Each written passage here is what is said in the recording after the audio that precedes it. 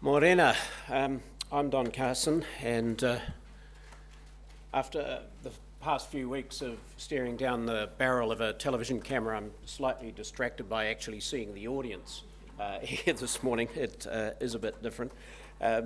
David and Jeff have covered a lot of what I want to say, but there's two aspects of what I do want to address.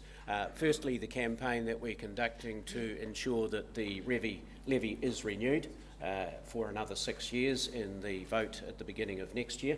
And the other is the campaign that I inherited when I first joined the Forest Owners Association close to 3 years ago, and that's the Love Our Forest campaign. So there are the different aspects of the campaign. The first alluded to already was that we have conducted a preliminary survey, or Colmar Brunton has, on 1,500 of the 3,000 email list that the farm foresters have, and that has given us some useful information already as to how the rest of the campaign will go, but we're back on track now. So the Colmar Brunton benchmark survey, the 1,500 I alluded to, was conducted in September, and I'll go back to describe some of that in detail. Forest Call, the 10 episodes that started on the 10th of August and has just finished last week, so I can go back to my real job. Then the grower meetings, which start on the last Monday of this month and go through to the end of November. And then the substantive survey, which we then address the questions of what the priority should be on spending in that levy, and that is going to go out. And the FFA, which has that excellent mailing list, grows by leaps and bounds. A couple of months ago when we first started talking about it, it was 8,000, it's getting close to 10,000, so it is extraordinarily comprehensive for those who own farm woodlots. And then the levy vote, polling opens on the 18th of March. Now this is some of the details that we got out of this original Colmar Brunton survey, and I think it came as somewhat of a surprise that 3/4 of the forest owners who were polled were already aware that the levy existed. We'd been working on an assumption that if you pay the levy only when you harvest, and certainly for the small woodlot owners, they harvest once, and if they're going to be harvesting a second rotation, they'll be lucky. So it's an unusual thing for them to see that they're going to be invoiced. However, there is 3/4 who are aware, and that really gets things underway well, because we already have the foundation that when we talk about the levy, farm woodlot owners know that a levy exists. The confidence to vote, however, less than half of them, you can see that 43%, believe that they are confident enough to vote in the poll. It's not asking them which way they're going to vote, it says, do you have enough information? So certainly there is a need, they say, for the information on the levy that they know about, but what is it spent on and how does it work? And then the communication channels, which were also very useful and interesting. Email quite predominantly, and you can tick any number of those boxes in that. So the electronic newsletters, Julian, kudos to you for the tree grower. 52% believe that that is an effective channel of communication, and the 13% there of the local meetings. And the logic of that would say, well, we don't have meetings, but the reality, of course, is that those who are aware of the levy and are your prime advocates for it in local communities are the ones who comes to those meetings, so that we are, on the receipt of that information, we trim the timetable that we'd planned, but we're still having a substantial number of meetings around the country. And then the social media, that's social media, not social meetings. We're dipping our toe into those waters just to see how social media engages for the especially tree growers people. Forest Call on Face Television, I mentioned that the 10 episodes. There was a number of reasons for that. One was that we were moving into the levy year. Another was that we did have an email list of 3,000 people that we could send trailers out to before every program. And then there was a workshop that we had industry leaders in Wellington. Where is our industry going in the context of the billion trees? And the story that kept on coming up was, we are not telling our story. Now, I think it is naive to imagine that we're going going to get the forest industry out there on mainstream television.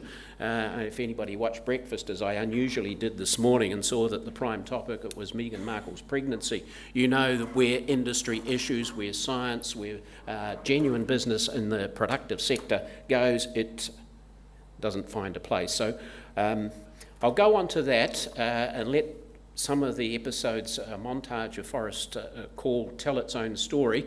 There's inside that montage a couple of television commercials which I'll come back to. It's also light on the science stuff that we did in Forest Call, because without letting too much of a cat out of the bag, we'll see some of those at the dinner tonight.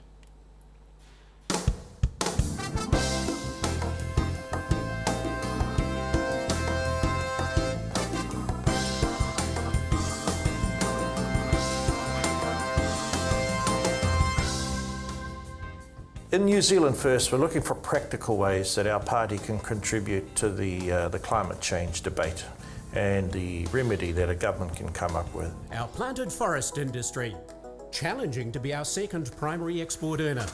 Wood's environmentally good in plant and product for building and landscapes.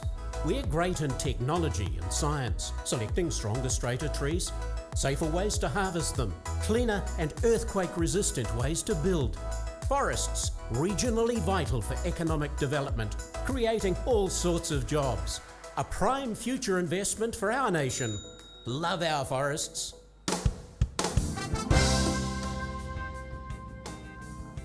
You just got to look at some of the projects being supported. I mean, there's a lot of alternative species research being done, which is great, and that's certainly dear to the heart of small forest growers. I would say that in 50 years' time, this will be millable here in Matakana. That's not going to be one rotation worth, it's going to be a long time out before that really starts making a difference. Because you can see some of that regenerating native hasn't stood up any better than any other land class. He said he couldn't think properly while he was working. I asked him what happened, he said his wife wouldn't give. So, yeah, personal issues do affect what happens at work. We could build a building that acts a bit like this giraffe, so that if an earthquake comes, it snaps back into position.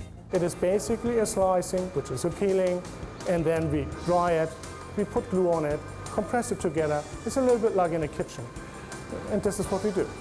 Working outside, working with crops, working with the trees, you couldn't really ask for anything better. 1.7 million hectares of our planted forests. Trees locking up millions of tonnes of climate change surplus carbon from the atmosphere, then storing it in our buildings. Standing forests binding the landscape, cleaning waterways and absorbing floodwaters. A sheltering habitat for our endangered birds. Forests as places to ride your bike, go for a run. Treescapes for a fun time, sweat or relaxation among the trees. Love our forests. Where it goes is dependent basically on the relative returns of agriculture, mostly marginal sheep and beef, versus forestry with carbon prices in it, and that will determine what goes where.